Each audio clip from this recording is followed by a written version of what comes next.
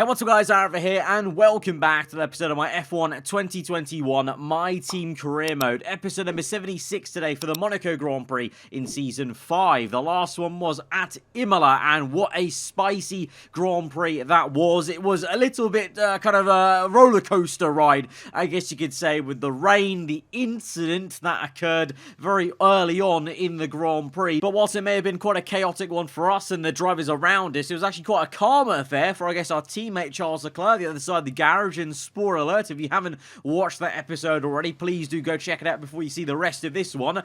He had a very good day in the office and was able to get his very first win for the team and of his entire season as well. And, you know, one win could be quite crucial, as, you know, we saw last season. We don't know if it's going to be quite that close for this one. You know, already this season has been a little bit different to, you know, starting it as it was compared to last season. But you never know with how close the grid is. It could come down to crucially getting an early win on the board, and obviously momentum and focus is a massive thing, and I'm sure Leclerc now is got a booster of focus from winning a Grand Prix, and we come to his home race now, so that's going to be an added bonus, and I'm sure he'll be looking strong around here. In terms of the championship order then, he is up into P3, we're in P5 there. It was a, you know, a chaotic race. We made the most of it though, I think, to not lose too much ground to the likes of our teammate, and you've got, you know, Sainz up there as well. Verstappen had a massive dent to how his season started, you know, was so consistent with 2 second places and then that early spin, and he kind of never recovered from that, basically. The two McLarens, very, very solid, you know, Russell recovering well, and then Guan Yu Zhou, a very high P3 at the moment, sees him as the lead Williams in the standings. Bottas, after initially a very strong first race podium, not really found his feet exactly, you know. I thought he would have, you know, been on to winning by now already, you know, looking at how he ended Season 4, but I guess that focus hasn't really carried over as well as he was hoping into this season. For us, though, we go to Monaco. It's not early days, so I'm just going into Monaco, just kind of, it's another Grand Prix, a separate kind of event, and just wanting to do the best job we can around the Principality. And as we go on through the menus to that race weekend with the activity timeline, just to let you guys know, obviously you may have noticed we've slowed down the uploads of this season so far in January to about one a week so far, and, you know, kept you waiting a little bit, a few fair days between episodes. Well, that will be shortening a little bit from next week onwards, guys, so you should be hopefully seeing at least minimum 2 episodes a week going forwards from next week. But getting back to the racing action as we now start qualifying then for the Monaco Grand Prix, perhaps one of the most important Saturdays of the entire F1 season, as the grid slot is going to be so crucial for track position. But as we enter our first flying lap, it all goes up in carbon fibre, I guess you could say, in Casino Square, taking way too much of an aggressive right turn line into that one. We had some understeer already through the left-hander,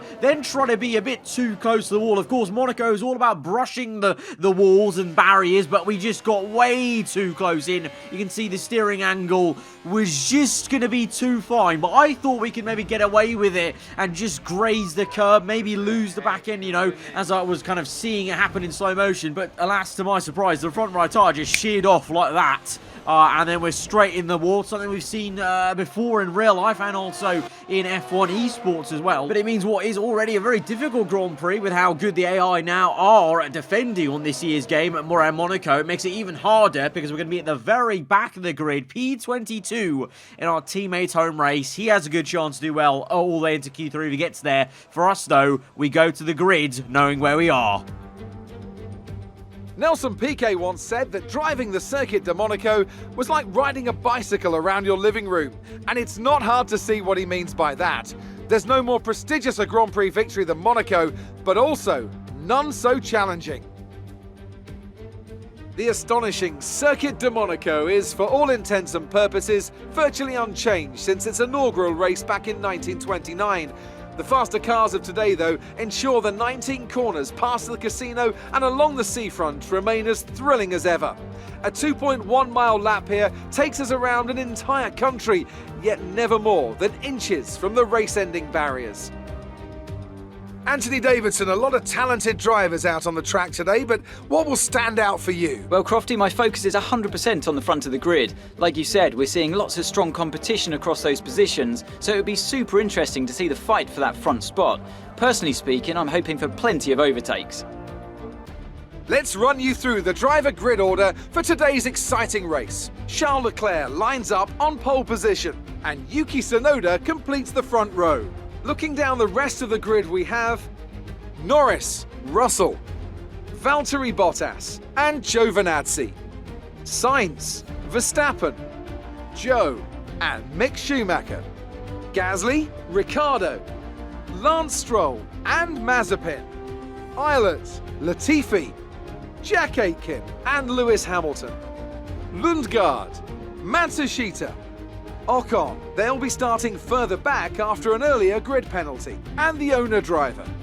That's it then, it's time to go racing as we head to trackside for today's race. Right, so of course he did. Of course he did. The man who comes from Monaco is on pole position for his home race. The man who won the last race is highly focused and did the job in qualifying. Unlike myself, we're down here in P22. Leclerc is in P1 pole position alongside Yuki Tsunoda in the AlphaTauri there. So far, he's had a pretty quiet season, but Gasly, his teammate, the man who was in the championship fight last season, has also not had really an amazing start to the year. I just thought it was AlphaTauri starting slow, but here Gasly, knocked out of Q2 presumably in P11, and then Tsunoda up there on the front row. So has the team dynamic changed here a little bit with the focuses potentially in the growth of Tsunoda as an AI driver? I don't know. Let's see how this race goes, but Leclerc in a very good position, obviously. Track position being king around here. The two McLarens were super impressive at Imola. The fact that they've locked out the second row together as teammates, I think, shows McLaren very much are actually here as a good front runner early on in this portion of the season. You've got Bottas there in P5, leading the way for Williams. Ferrari a little bit slower than we maybe saw them at Imola and in general first part of the season, but Sainz in the championship leader still in a pretty okay position. Verstappen dragging that Mercedes up into the top 10 shootout, and Schumacher in P10 in the Red Bull. The Red Bull looking pretty good in the hands of Giovinazzi, who I'm sure was boosted in focus and confidence from last episode at Imola with that top 5 finish. But this is going to be a very intriguing Grand Prix in terms of the tyre wear and what we can do. We're going to start on the medium compound. Now, our engineers are saying let's go to the hard compound tyre, but I think, if we start on mediums, we should be able to end on the softs and do the kind of mirror reverse of what the top 10 are going to be doing when they start on softs and go to the mediums. And if we, if we can have a really good first part of the race, make some, aggressive moves, get into a good position where we're in abundance of clean air, then once they make their first round of pit stops, we could actually be in a really good position just to do our own thing in clean air. Bit of a boring race versus, maybe racing people wheel to wheel, but around Monaco, you kind of just want to be doing qualifying laps, get your head down. That's where the time will come. That's where the positions will come towards the end of the Grand Prix. But of course, with Monaco, the barriers aren't too far away. We found that in qualifying, so a safety car could change things, but thankfully it looks like weather won't be a factor. But from P22, it's always going to be a tough ask to do something, but can we try and do any kind of miracle here around the streets of Monaco? It's round number 4 of Season 5. The duel in the Formula 1 calendar is about to get underway as we go to 5 red lights, and we are underway. It's a slow start for Ocon on the hard compound tyre, really slow on for Hamilton. A bit of a dangerous movement there by the Haas, having to dodge him on the right-hand side, on the inside, taking a lot of curb, and to our detriment, because we get a lot of oversteer, wheel spin, I think, off that curb, and Hamilton's able to re-overtake us. There was an incident, though, behind us. Then Christian Lundgaard and Matsushita, the two Haas teammates, have made contact at turn 1, potentially, as we now dive back down the inside of Lewis Hamilton, and also our other fellow compatriot, Jack Aitken, trying to get Latifi as well if he could at the hairpin. Eilert ahead of us is going to make some contact with his teammate, and we're held the hairpin. We're trying to edge our way through, but we're losing so much time as I go so slowly in first gear, trying to turn the car because I daren't go any quicker, because if we hit the wall, that's a front wing damage. But no, we're able to make it through, but we've lost a lot of time, and there's only a virtual safety car. Only a virtual. I thought there would have been for sure a full safety car, so it means we lost about 7.6 seconds then in that incident with Callum Eilert. He made contact with his fellow Aston Martin teammate and lost his front wing and pretty much parked it in a way where I had to kind of tiptoe around him, and that lost us all that time. And that was after such a brilliant little move, you know, three overtake sequence on Hamilton, Aitken and Latifi there. But yeah, just really unfortunate. And I mean, I got even worse off. There was no safety car because of the ghosting, I think. I think because the cars ghosted, we had no safety car because pretty much that was the hairpin blocked. So that was going to be pretty damn dangerous. But alas, we're going to have to make up that time then and try and close and bridge up the gap. The only difference is obviously everyone else is in dirty air of each other apart from the leader, whereas we're in clean air. So actually we should be able to close up pretty quickly, I'd say. But speaking of the race leader, we actually had a change of hands at the race start, because look at this rocket ship of a start from Yuki Tsunoda, the young Japanese driver, around the outside of Leclerc in his home race. Tsunoda into the lead. Easy as that. Easy as that. You know, we've said it before in career mode episodes at Monaco. You can sometimes win it at the first corner. Unlike most races in motorsport and F1, you can actually win it in the first corner. Tsunoda there in the lead. You know, obviously there's still a long way to go. Tyre wear, maybe, you know, one stop, V2 stop, safety cars potentially. I don't know. I thought we were going to get one early on, but we didn't. But you know, he's got a lot to do. But Tsunoda is in a very good position, and Leclerc is going to be really kicking himself that he lost that pole position and well, race lead from the get-go into turn one. But meanwhile, in our world, we're just trying to, you know, make up the positions, and we'd love to be in second place compared to what we are right now in P15, closing up to Lance Stroll. But at least we have closed up to the next car, which is him. You know, that 7.6 second gap was eroded very quickly because, well, he's got Mazepin ahead of him in the Alpine, going very slowly. There's a bigger gap ahead of him on the mini-map, so clearly these guys are going a lot slower than the main racing pack, and so we're going to dive down the inside of the Canadian, lock up on the front right, but just about narrowly kind of, you know, steering the car with the front end through that very tight double right-hander at Raskas, and so we've ticked off the infamous Raskas dive bomb there on Stroll. But that was a very fun. For a moment I thought we were going to make a bit of contact with the Canadian on the left-hand side, but we're up into P14 then, and we've set a purple lap time in doing so, catching up to these guys. But now we're going to be probably in a red sector with the Alpine closing up, actually green, actually, surprisingly, so the Alpine's not going too slow, but I need to get past him, so we're going to dive straight through on the inside of the hairpin and make a very unorthodox overtake. But that's how slow Nikita Mazepin is going in the Alpine right now. Don't know what's going on, whether it's the hard compound being so bad. If it is, then that may kind of, you know, show that we're making the right decision, trying to go longer and changing the race strategy to going onto a soft compound tyre at the end of this one, because the hard tyre may just be that, you know, that horrendous that it's not giving the Alpine any kind of grip. As we now, you can see, have closed up to Ricciardo and Gasly, made use of that clean air. Lap 7, we're now kind of at the tail end of the racing pack, I guess you could say. We're not really nose to tail with the leaders Tsunoda and Leclerc, but you can clearly see on the mini-map there as we went through the hairpin section that we are kind of just about joining that trickle of cars coming down from the current podium runners. Ricciardo's struggling with a Ferrari so far this season. His new digs at Maranello. Can we try and overtake him into turn 1? Maybe DRS open here. Lap 9. We're going to send it to the inside there. So close. Side by side at the apex of turn 1. But a brilliant little move there. And just showing Ricciardo has no confidence right now in the Ferrari at the beginning of this season. He's on the same tyre as I am, medium. And at this stage now, the medium is the better race tyre. I know for a fact, because I know how bad the softs are on lap 9 from personal experience. We now go and try to go around the outside now of turn 1. Side by side with our real arch nemesis Pierre Gasly, the man we fought so hard last season for the championship. Fell foul to our teammate back then, Jenson Button. We get Gasly though into P11. Ricciardo does as well, so Ricciardo woke up and followed me through on that overtake, actually, by the way, so he can thank me for that. But yeah, that we should be the quicker man, the quickest man really on circuit right now in terms of the cars ahead of us, because all of them will be feeling the tyre wear of those soft tyres. So this is when we're going to make the most of it, and we make the biggest difference, really, is this portion of the race, making moves, not getting caught up behind cars as much as we can help it. And to that effect, out the tunnel, we're going to make a massive dive on Schumacher and try and catch him napping. We almost do it, but Schumacher holds station and really does very well to defend, I must say, on the hard tyre as well. So he's doing very well, actually, to say he's on that compound. We saw how slow Nikita Mazepin was in the Alpine, but of course he is in a Red Bull. One of my former teammates, Mick Schumacher, not doing me any favours here as we just watch his rear end through Larascas through the final corner. Can we get a good enough exit to make a similar dive bomb to one we made on Ricciardo, I wonder?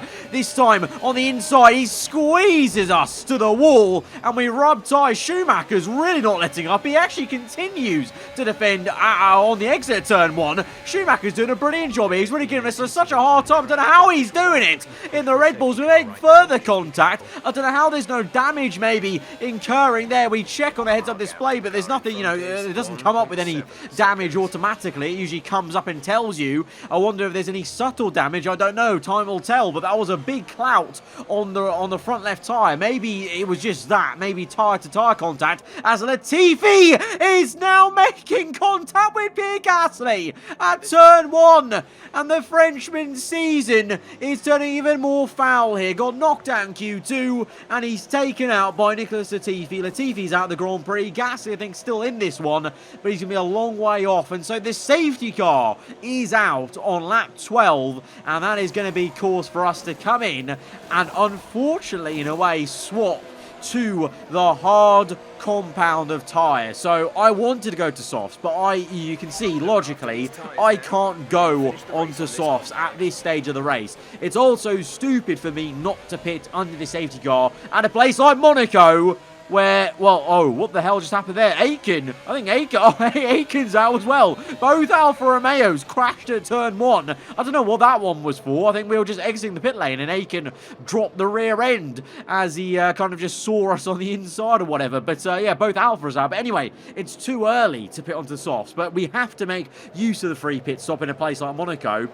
And so it means I had to go onto the hard tyres. Schumacher and Mazepin, they've continued on, but I'm sure you'll see they'll fall away and they'll be way behind us. But right now at the moment, Tsunoda's P3, he was the race leader. Russell's in P4. So Russell's jumped Leclerc in the pit stop window because Leclerc pit before the safety car. He pit on lap 11 and the safety car came out lap 12. So very unfortunate for the home favourite. He's been caught out by that safety car and Russell's used it to his advantage. Of course, you go slower at a control delta time around the lap when the safety car's out and you have to go catch it. And so Russell's jumped him. So the new boy in McLaren looking good will be pretty much a net P2, you can see, because Schumacher and Mazepin will pit eventually. So Tsunoda eventually will get into the lead. It will be Russell then, Leclerc, Norris. Giovinazzi still doing very well in that second Red Bull. Bottas, Hamilton, Verstappen, Guan Yu Zhou and myself in P12. Hamilton, though, yet to pit, I believe. But Guan Yu Zhou is for position. He's on mediums. Verstappen as well. This is the thing.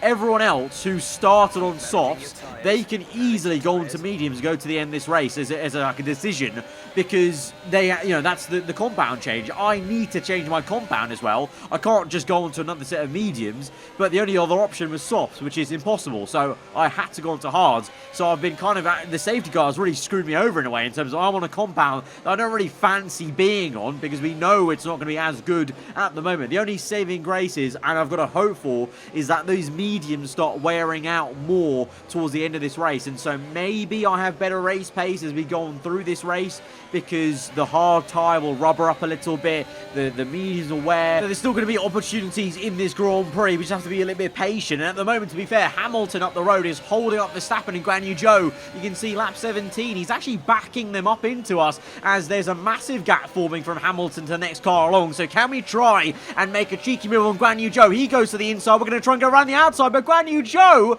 decides to dive bomb Verstappen instead. So instead of overtaking Guan Yu Zhou, I actually kind of, almost give him some kind of onus to go and overtake Verstappen, because if he didn't go and make that move, which was, to be fair, a very amazing move on the inside for an AI on the inside of Mirabeau, he wouldn't have made that move. I wouldn't have tried to go around the outside of him. So Guan Yu Zhou kind of getting the hurry up for myself to get past him and then get past Hamilton maybe. We're going to send one down the inside of Verstappen, and he's going to have deja vu of losing a position on the inside of Mirabeau. What's happened to Verstappen? He started so well this season, 2 second places.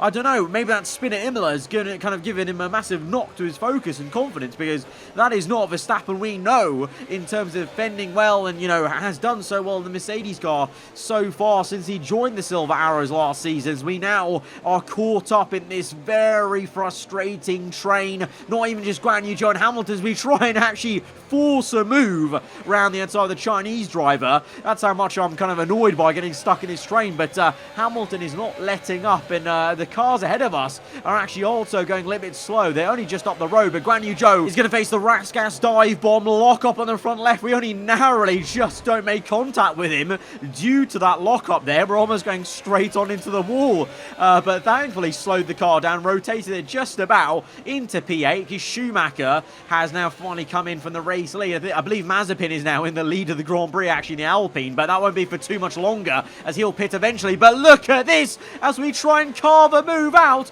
on Lewis Hamilton. How the mighty have fallen. Hamilton just kind of waves us by almost in a way, as we almost kind of just bully him off the racing line and get the job done in, well, one of the strangest places to make an overtake around Monaco, up into P8, and now we've got clean air to chase after Bottas. So, you know, we're maybe going to feel down a little bit about the safety car situation, pitting onto hards, but we're just getting our head down and getting the job done. And with that now, slowly closing up to the Finn in P6, 1.4 the gap, so we are slowly eroding that time as his mediums wear out, and we've got Ricciardo behind making a mistake. A very weird overhead shot to look at, but he's, just at the hairpin then, and there's a big pile-up, or cars kind of parking, no crashing involved, but they're all just kind of awkwardly waiting for Ricciardo to ghost, or in the case of Gasly, he's kind of stuck there, and he's reversed and almost hit Hamilton. How there's not another safety car, I will never know, because Gasly literally reversed there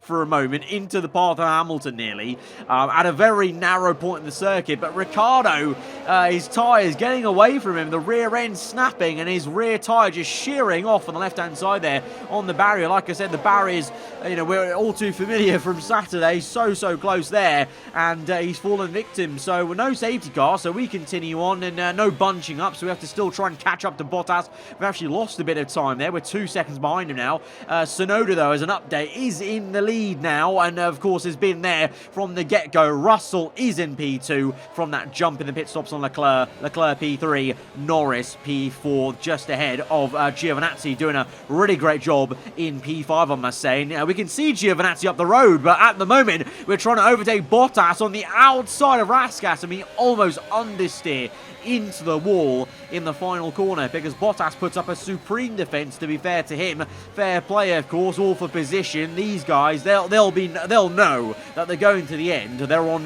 you know, more worn out tyres, so they need to defend as much as they can, because at this point the hard compound should be should be the better race tyre. I don't feel like it's that great, to be honest. We have closed up, but there's a decent amount of points in this circuit where the understeer kicks in, but we've got some good grip through this right-hander at the moment on Bottas on lap 34. He's been struggling through this exit. We've got a good run on him through the tunnel, using all the RS we can. Big dive from way back there. We lock up on the front left. Bottas cuts the curb. He cuts the corner to stay ahead of us. We gave him enough room to maybe work with, but he's unable to, and that was a little bit iffy from Bottas, but he's going to continue on in P6. We won't complain. We'll continue on. We tried the kamikaze dive like we did on Schumacher. It almost worked for us. I thought it did. It was going to work for us there, but then lo and behold, I saw the Williams just cut across and still maintain the track position. But we're going to have DRS now close up into turn 1, but it's just not close enough to make anything work.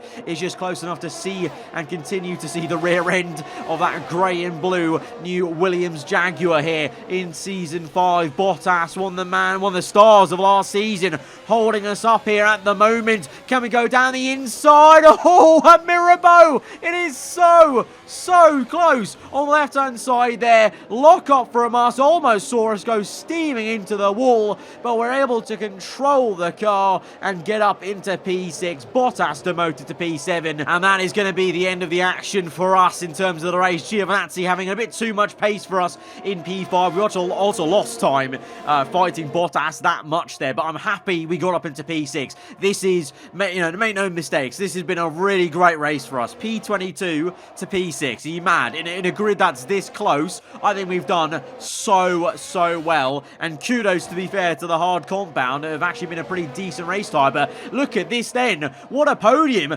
Yuki Tsunoda, as he comes around the final few bends. I can't believe this. From the start that AlphaTauri had, I didn't think we were going to see this so early on, and to have Yuki be the one to take AlphaTauri back to the top step of the podium. Tsunoda gets his second win of his career ever around Monaco, of all places. What a race to win for your CV there.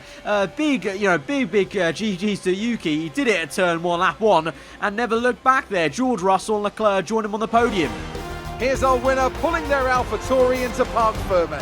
What a fantastic race. Anthony Davidson, a resounding victory today. What set them apart from the rest?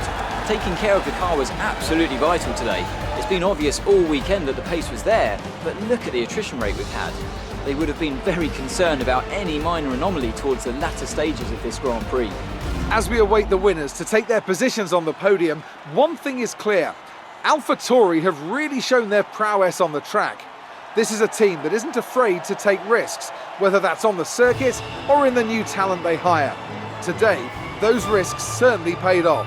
So AlphaTauri announced themselves maybe on the grand stage in Season 5. It was another slow start for them this season, like in Season 4. But this time the difference is Gasly, he's continued to have a bit of a quiet, well, this race, a horrendous race for him, out of the points. And it's his teammate, his younger, more inexperienced teammate, Yuki Tsunoda, his second win only ever in Formula 1.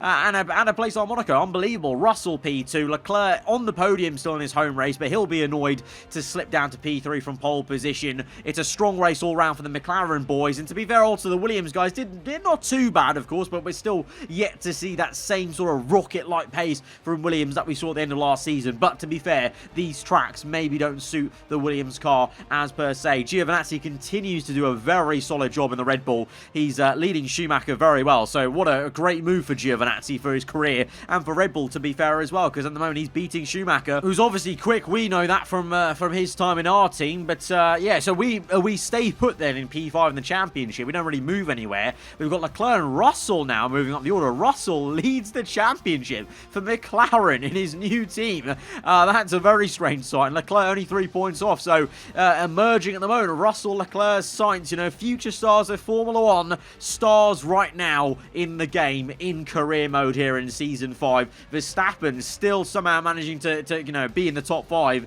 in that dog of a Mercedes so far this season. We move, down to P2. We're level on points with McLaren at aarava Porsche F1 team there, so that's a little bit unfortunate, but quite amazing that we're level on points, like exactly there. Williams a little bit further back. You can see Williams, Ferrari, and Red Bull, and Mercedes kind of in their own fight. AlphaTauri closing up now. It's very, very close, though, between those top 7 teams, and we continue on. This is only round 4 of 16 races. Still really no pattern truly emerging yet, but all I know is there's a pattern of chaos ensuing, because there was more action here at Monaco than we see most of the time in real life around the Principality. Guys, if you did enjoy this one, hit that like button. Let me know what you thought in the comments below. If you're around here, then do get subscribed for weekly Formula 1 content, and I'll see you guys next time. Goodbye.